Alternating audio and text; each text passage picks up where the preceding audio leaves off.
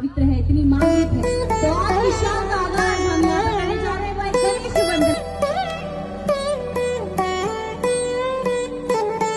थोड़ी सी एंड में इमोशनल भी हो गई। वेल फटाफट से आगे बढ़ते हैं नेक्स्ट परफॉर्मेंस की ओर।